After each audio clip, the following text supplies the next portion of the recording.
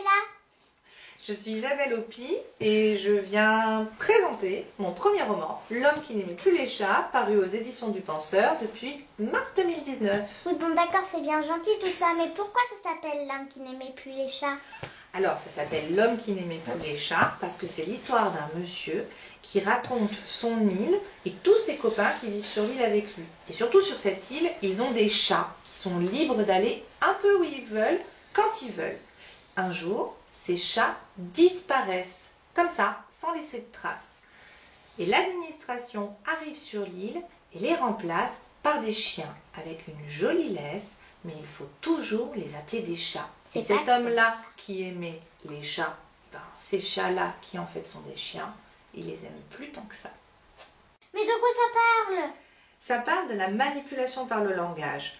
Je suis partie d'une expression qu'on utilise presque tous les jours et qui est pleine de bon sens, qui dit qu'on ne va pas appeler un chien un chat. Et bien cette expression, je l'ai rendue réelle et avec une situation complètement absurde, ça me sert à dénoncer ce qui se passe tous les jours dans notre société.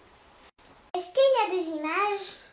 Dans mon livre? Ah non, il n'y a pas d'image, je suis désolée. Mais du coup, les enfants peuvent le lire ou pas? Moi, quand je l'ai écrit, c'était plutôt pour des adultes.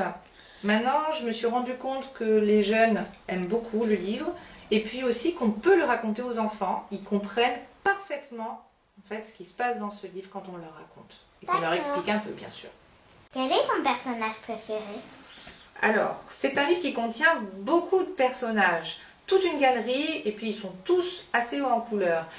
Il y a Thomas, le gardien de phare, qui a un regard assez distant sur le monde. Il y a Gwen, la femme de pêcheur, qui n'a pas la langue dans sa poche.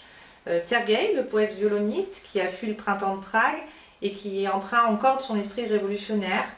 Ah, et puis le narrateur, évidemment, parce qu'il est plein de tendresse. Je crois que je les aime tous, parce qu'il y a dans tous ces personnages, il y a un peu de moi. Et un peu des gens que j'aime autour de moi.